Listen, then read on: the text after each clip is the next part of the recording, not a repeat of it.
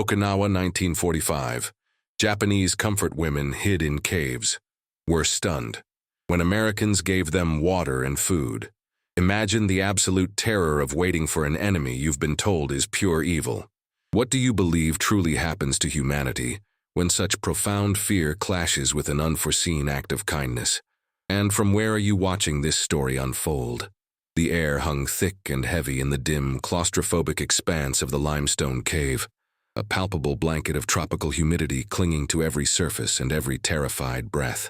It was spring 1945, and Okinawa was burning. The stench of fear, stale air, and unwashed bodies mingled into a nauseating miasma, punctuated by the metallic tang of drying blood that seemed to cling to the damp earth. A constant low thrum of distant artillery served as the only lullaby, a grim reminder of the relentless battle raging above ground. Women, gaunt and hollow-eyed, huddled together, their forms barely visible in the perpetual twilight, each whispered prayer a desperate plea against an inevitable fate they had been meticulously taught to expect. Their world had shrunk to this damp, dark sanctuary, a temporary reprieve from a hell that promised to consume them whole.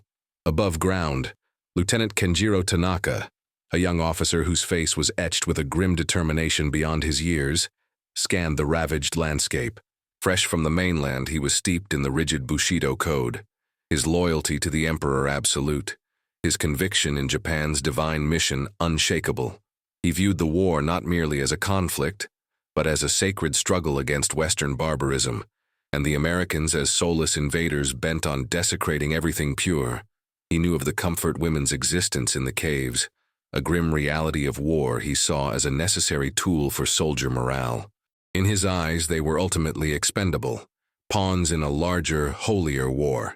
His belief in the superiority of the Yamato race and the inevitable triumph of the emperor burned with a fanatical zeal, stoked by the desperate losing war. He disseminated tales of American brutality, rape, mutilation, and desecration to his dwindling, exhausted men, reinforcing the absolute necessity of fighting to the last man, protecting Japanese women from disgrace by death rather than capture. The comfort women, in his cold, calculating view, were sacrifices for the greater good, their suffering a grim reality, their fates sealed by the larger conflict. The incessant, nerve-shattering thud of American naval guns shook the very foundations of the island, a constant tremor that vibrated through the earth and into Kenjiro's bones. He tasted the acrid, metallic tang of fear in his mouth, even as he surveyed his men, their faces gaunt, their spirits worn thin. The distant, unsettling drone of American aircraft overhead, often followed by the terrifying whistle of falling napalm, painted the horizon with infernal fire, a stark contrast to the desperate quiet within the civilian-filled caves. That same hunger gnawed at his own stomach, a persistent, hollow ache that mirrored the plight of the women he'd been ordered to manage, yet he pushed it aside, prioritizing duty above all else. On the morning of April 15, 1945, after a relentless night of shelling that had shaken the very bedrock of Okinawa, a small patrol of 4 battle-hardened U.S. Marines moved with practiced caution through a tangled jungle ravine. Sergeant Frank Miller, his face grimy with sweat and dirt, led the way, his senses honed by weeks of brutal combat. They detected a faint flicker of movement near a camouflaged cave entrance, a telltale sign in the otherwise still jungle. Expecting an ambush, or at the very least a hidden pocket of Japanese soldiers, they moved into position, weapons raised, hearts hammering against their ribs. Inside the cave, a group of approximately 20 comfort women, their faces smudged with grime and fear, cowered deeper into the recesses. Hana, their unofficial leader by virtue of her quiet strength and age, tried to project a calm she did not feel. But as the sounds of footsteps grew louder, closer, the thin veneer of her composure shattered. Her heart hammered against her ribs, a frantic bird trapped in a cage, convinced their final gruesome moment had arrived. Every whispered horror story, every piece of Japanese propaganda about the monstrous American invaders flashed through her mind. This was it. The Marines, rifles still pointed forward, cautiously entered the mouth of the cave. Instead of fanatical soldiers ready to launch a banzai charge, they were met with the sight of gaunt, terrified women. Some whimpered, soft, animal sounds of pure despair. Others were frozen in shock, eyes wide with a horrifying mixture of terror and desperate, complete resignation. One young woman, no more than 16, convinced of impending rape and murder, briefly considered lunging for a jagged shard of rock nearby to end her own life. It was a silent, desperate testament to the horrific expectations instilled by Japanese command, a choice between unimaginable horror or a final defiant act. Sergeant Miller, momentarily stunned by the scene, lowered his rifle fractionally, a flicker of profound confusion crossing his grimy face. He had expected a fight, not this tableau of pure, unadulterated fear. Expected an ambush, found specters, women, eyes like hunted deer. Nothing in training prepared me for that silence, he would later scribble in a tattered journal, a small, worn notebook he carried in his breast pocket. Barely 100 meters from their last skirmish, the 4-man Marine Patrol, part of the 1st Marine Division's push towards Shuri Castle, had stumbled upon the unexpected refuge. The women had been without clean water for nearly 3 days, their meager rations dwindling to almost nothing. The American Marines didn't immediately open fire or rush in aggressively. This micro-reveal was the first subtle crack in the edifice of fear. Instead, they stood, weapons still ready, but with an observable, almost agonizing pause. Sergeant Miller, his brow furrowed, made a slow, deliberate, open-palmed gesture, a universal sign of non-aggression, trying to convey a message that transcended the absolute language barrier. The average age of the comfort women in Okinawa was alarmingly low, with many in their late teens or early 20s, a grim statistic that hinted at the profound exploitation. Their emaciated forms, a stark contrast to the relatively well-fed Marines, spoke volumes about their ordeal. Just outside the cave entrance, one of the Marines had stooped to pick up a fragment of a tattered Japanese leaflet. Its crudely drawn images depicted American soldiers as horned devils, brutally assaulting Japanese women. This chilling piece of propaganda further intensified the women's ingrained terror, making their current predicament all the more agonizing. Hana, despite her terror, her heart still a drum in her chest, observed the Americans' hesitation. It clashed violently with every piece of propaganda she had ever heard, every lie she had been forced to believe. Her mind raced, a frantic search for a flicker of recognition, a sign that these were not the monsters she had been conditioned to expect.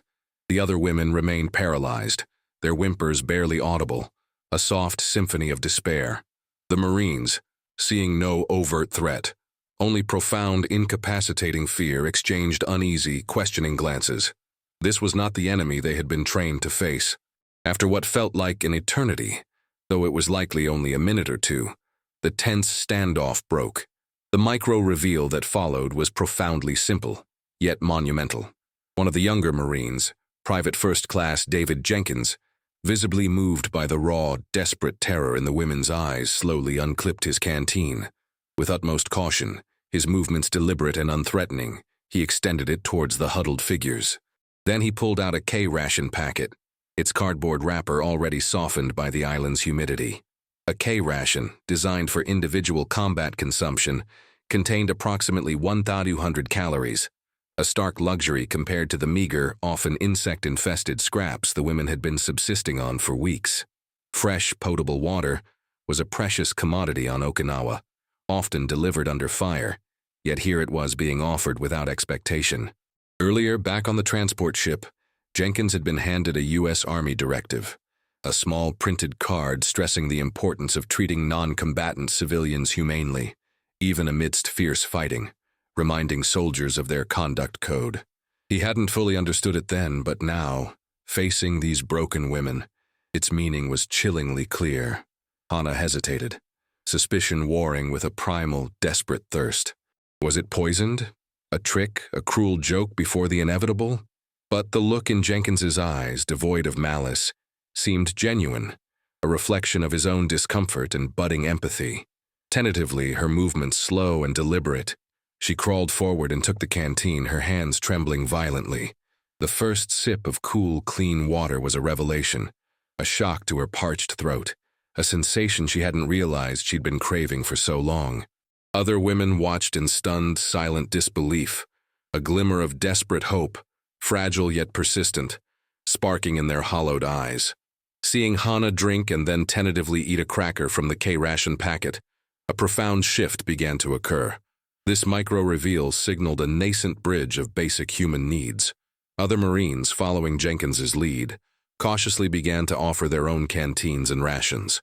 The desperate need for sustenance temporarily overrode the ingrained fear for many of the women. One Marine, a burly corporal with a kind face, attempted rudimentary communication, pointing to the water and then to a woman's mouth, a simple, universal gesture. The Battle of Okinawa, often called the Typhoon of Steel, had already resulted in over 100,000 Japanese combatant and civilian deaths in the preceding weeks. This small, silent exchange in a cave, this quiet act of humanity, stood in stark contrast to the unprecedented bloodshed raging just kilometers away. Later, a comfort woman would testify, her voice trembling but firm. "They told us the Americans would cut us open, but he gave me water, pure water. I couldn't understand." A slow, almost imperceptible shift began to unfold within the cave. Some women, driven by hunger and thirst, began to accept the offerings, their hands reaching out hesitantly. The fear didn't vanish, not entirely, but it mixed with a profound bewilderment, a desperate confusion that chipped away at the solid block of propaganda. The Marines, witnessing the women's desperate gratitude, felt a complex mix of pity and discomfort, acutely aware of the horrific situation these women were in. Their own moral compasses spun wildly, struggling to reconcile the enemy they were fighting with these vulnerable, suffering figures before them. As the Marines slowly established a modicum of trust, and began, through gestures and a few basic Japanese words known by one of the Marines, to understand the situation, a devastating clarity descended upon Sergeant Miller. It became devastatingly clear that these weren't just civilians caught in the crossfire. Through fragmented phrases, the women's emaciated appearance and the unspeakable emptiness in their eyes, he realized the horrific truth. They were Juga Nyanfu, comfort women. The implications were staggering for the Americans. These women were not only victims of the war, but victims of their own army, coerced into sexual slavery, abused, and then abandoned. The realization hit Miller with the force of a physical blow. It was a profound violation of humanity. For Hana and the other women, the twist was equally profound and utterly destabilizing. The devils they were warned about, the monsters they expected, were showing an unexpected, bewildering compassion. Meanwhile, the protectors, their own imperial army, had exploited them, lied to them, and now, they realized with a sickening lurch, had abandoned them to a fate worse than death, starvation and capture, or suicide. The absolute moral authority of the imperial army, the very foundation of their indoctrination, crumbled in this moment of unexpected kindness from the enemy. Everything they had believed, everything they had been told, was a lie. This realization plunged them all into a profound ethical and psychological abyss. The psychological impact on the comfort women was immense, a lifetime of trauma compressed into their emaciated frames. Hana's internal monologue raged, a tempest of conflicting emotions. She had been forced into a role that stripped her dignity, leaving her an empty vessel, then indoctrinated to believe the Americans would finish the job her own people had started. The constant gnawing fear of dishonor and the psychological scars of their brutal existence were paramount. The women carried the weight of dehumanization, a profound sense of shame that transcended the physical. Many exhibited clear signs of dissociation, a protective mechanism against the unimaginable horrors they had endured, losing their sense of self in the process. Their struggle to maintain any semblance of personal worth, after being treated as mere objects, was a silent, agonizing battle. The average comfort woman in Okinawa faced not only physical abuse, but also high rates of venereal diseases, forced abortions, and subsequent infertility, grim statistics that connected directly to the individual outcomes observed in the cave. The physical emaciation, the hollowed eyes, the psychological brokenness were not abstract concepts, but the living, breathing consequences of a brutal system. Their silence, their inability or unwillingness to articulate their experiences, was a testament to the depth of their trauma, leading to lifelong struggles with mental health and societal reintegration. Sergeant Miller, on the other hand, grappled with an immense ethical challenge. These were not enemy combatants in the traditional sense, but victims of a horrific system, a truth that twisted his military training into knots. How could American soldiers trained to kill the enemy reconcile this with the suffering before them? The question of what to do now with women who were effectively stateless, deeply traumatized, and dangerously vulnerable became a moral crucible for him and his men. It highlighted the blurred, often brutal lines of wartime morality, where conventional rules ceased to apply. Their mandate was to fight the Japanese Imperial Army, not to become their unintended saviors. Yet turning away felt profoundly wrong. The decision was made. With a heavy heart but a clear sense of duty, Sergeant Miller secured permission from his command, highlighting the unique circumstances and the undeniable humanitarian imperative. The plan was to evacuate the comfort women from the precarious cave system, guiding them through an active combat zone to a safer, American-controlled area. This was no simple task. It would be a tense, high-stakes journey through the very heart of the typhoon of steel. From the women's perspective, this was a terrifying leap of faith. Hana and the others, though deeply fearful, now clung to a fragile, nascent hope, a tiny flicker ignited by the Americans' unexpected kindness. Emerging from the relative safety of the caves, they were exposed to the full, terrifying spectacle of the Battle of Okinawa, the ceaseless roar of artillery, the concussive blasts of explosions that rattled their very bones, the acrid smell of burning flesh, and the visual devastation of a landscape torn asunder. Their reluctant trust in the Americans was tested with every grueling step through the war-torn landscape, every sniper's crack, every distant explosion. Yet the memory of the water and food, that profound, unexpected gesture, pulled them forward, a silent promise of survival. For Sergeant Miller and his men, their objective had profoundly shifted. No longer was it simple combat. It had evolved into a complex, morally charged humanitarian mission. They navigated the treacherous terrain, wary of sniper fire, expertly avoiding booby traps, and always on alert for the constant threat of Japanese counterattacks. They fought not just for their own survival, but with an unexpected ferocity to protect their vulnerable charges, a profound moral shift that few of them could articulate, but all understood. During the grueling evacuation, as they moved carefully through a ravine, they were suddenly intercepted by a small, desperate Japanese patrol. It was led by Lieutenant Kenjiro Tanaka, his uniform torn, his face streaked with grime and fury, his eyes burning with fanaticism. He had received reports of Americans moving with a group of Japanese women. Upon seeing his comfort, women being led away by the enemy, he saw it as the ultimate dishonor, an unforgivable stain on Japan's sacred honor. He screamed at his men to kill the women, to preserve Japan's honor, and prevent any intelligence leaks to the enemy before engaging the Americans. This brief, brutal firefight erupted, a chaotic symphony of rifle fire and guttural shouts. The women scattered, screaming, their terror renewed. Yet for Hana, a chilling clarity emerged. Her own army, her own people, intended to sacrifice them, to murder them to save face, while the despised enemy fought fiercely to save them. The moral lines of the war, for her, became stark and irrevocably clear. The Americans, now fighting with an unexpected, almost savage determination to protect their vulnerable charges, validated the profound moral shift that had occurred in the cave. They weren't just fighting an enemy, they were protecting the innocent.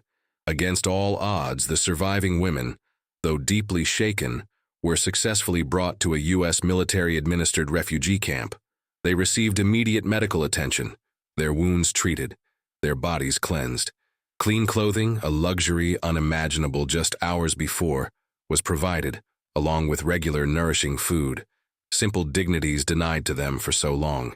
Here, within the temporary safety of the camp, they began the slow, arduous process of physical recovery. Their emaciated bodies gradually regained some strength. Their eyes slowly lost some of their haunted emptiness. But the initial psychological recovery would be far more protracted, the deep scars of their past remaining, etched into their very souls. The psychological toll was immense and enduring, a long-tail ripple that would haunt them for decades. Many struggled with profound post-traumatic stress disorder, crippling depression, and a pervasive sense of enduring shame. Returning to post-war Japanese society was fraught with unimaginable difficulty. The pervasive stigma attached to comfort women and the societal silence surrounding their experiences often isolated them from their own families and communities. Many found themselves ostracized, their past too shameful to acknowledge openly. Some, unable to face the judgment or the painful memories in their homeland, chose to remain in U.S.-administered territories for a time, or even sought new lives elsewhere, carrying their secrets with them. Their stories, too painful to be spoken aloud, became whispered legends, often suppressed by official narratives, buried beneath layers of national pride and historical revisionism. The profound impact of their wartime experiences led to lifelong struggles with mental health, their ability to trust, to form meaningful relationships, often irrevocably damaged. Decades later, the issue of comfort women continues to be a point of fierce historical contention and international activism. The struggle for official recognition, for heartfelt apologies, and for meaningful reparations for these women echoes through global human rights discussions, a testament to their enduring suffering and the ongoing fight for justice. Their ordeal in Okinawa, and the unexpected, profound act of kindness from their supposed enemy, serves as a poignant reminder of the universal tragedy of wartime sexual violence and the enduring, often surprising power of human empathy against the backdrop of cruelty. Their experiences, brought to light by courageous survivors and relentless advocates, contribute to a broader understanding of war's true cost, particularly on the most vulnerable, and challenge us to confront uncomfortable truths about human behavior in times of conflict. In the unfathomable depths of humanity's darkest conflicts, moments of unexpected empathy can bloom, challenging the most deeply ingrained prejudices and revealing the enduring complexity of the human spirit. As history continues to unfold, how do we ensure that the voices of the most vulnerable are heard? And what profound lessons can we extract from these difficult truths to shape a more compassionate future? If this story of profound human resilience and the unexpected glimmer of compassion in wartime has resonated with you, hit that subscribe button. Join us as we continue to uncover and illuminate more untold stories from World War II that will make you question everything you thought you knew about history.